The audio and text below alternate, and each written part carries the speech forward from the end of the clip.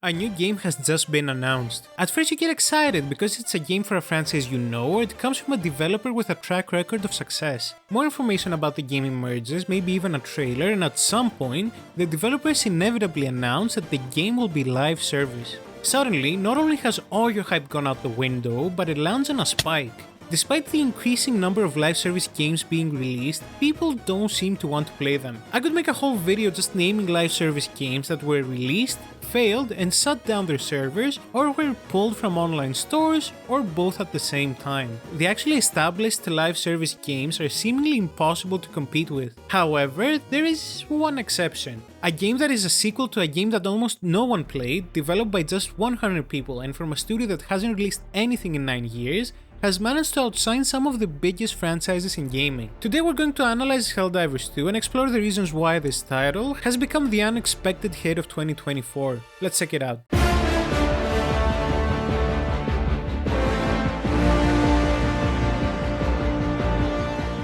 The primary strength of Helldivers 2 lies in its gameplay. The game has a plot, but aside from a cutscene and some dialogue in the beginning, it's not a major component of the game. Players can uncover much of the game's lore as they explore various planets, which is something I chose not to do. What you need to know is this: we're in the distant future where Earth is under siege by giant insects and Skynet-style killer robots, and it's up to the players to deal with this dual threat. In order to defeat these enemies, the entire community must battle them together. While one player or a small group may have a minimal impact on the war by completing missions, their contribution is just a fraction of the community's collective effort. Players can see the progress of the battle in real time, as the game does a great job of informing them which planets have been liberated and which planets need the help of more players. It's a really impressive system, and I haven't come across anything quite like it in any other game. In theory, the game's gameplay loop should quickly become monotonous. You land on a planet, perform various objectives scattered around the map, and then leave.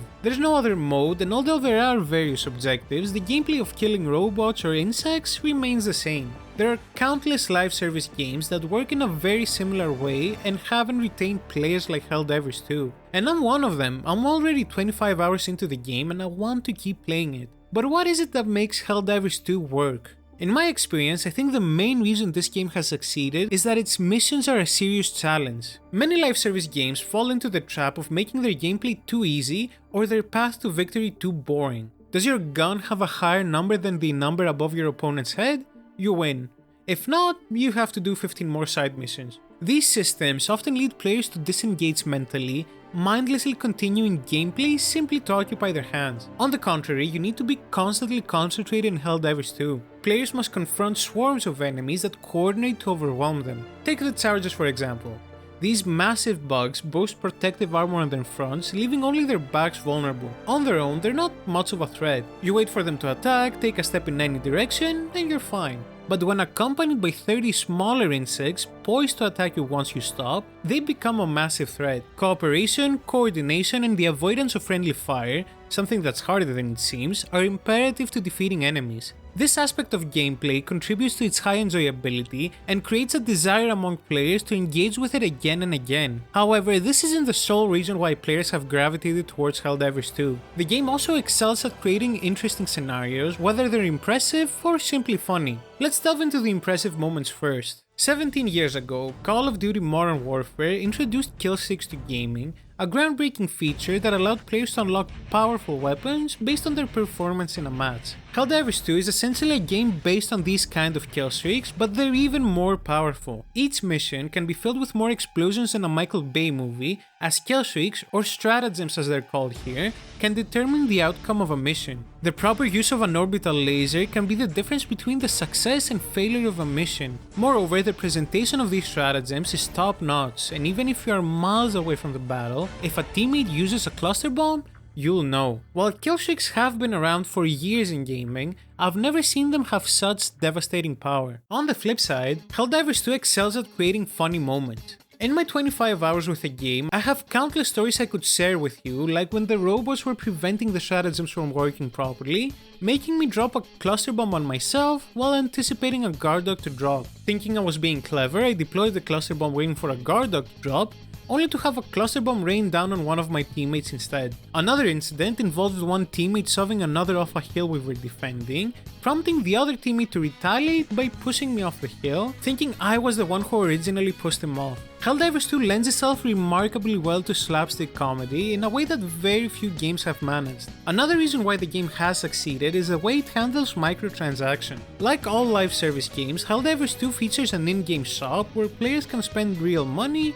to acquire new gear and weapons. However, unlike many other live service games, Helldivers 2 offers the option to unlock everything by simply playing the game. Although this may sound like a no-brainer, Helldivers 2 has made a groundbreaking move in gaming. Where other games might charge €20 for a skin, Helldivers 2 allows the player to access all the content in the game if they play long enough to unlock it. I don't know how much we should praise the game for having common sense, but it's a step in the right direction for the gaming industry. Helldivers 2 is obviously not perfect. While it's extremely enjoyable, it's not without its flaws. To succeed on the game's higher difficulty levels, players have to rely on a specific combination of weapons and stratagems: the breakthrough shotgun, the shield, and the railgun.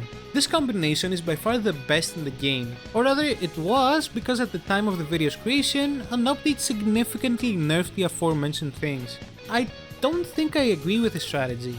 While these weapons may have been stronger than others, I believe it would have been better to elevate the effectiveness of other weapons and stratagems rather than nerfing these ones. Unfortunately, the new update not only introduced a lot of new glitches, but also made all the weapons less enjoyable to use. Overall, Helldivers 2 has injected new energy into the gaming industry. Its impact on future live service games remains to be seen, but for now, we have an exceptionally enjoyable game on our hands. And that was my analysis of Helldivers 2. Click this video to see my analysis of the Alan Wake franchise. See you in the next one.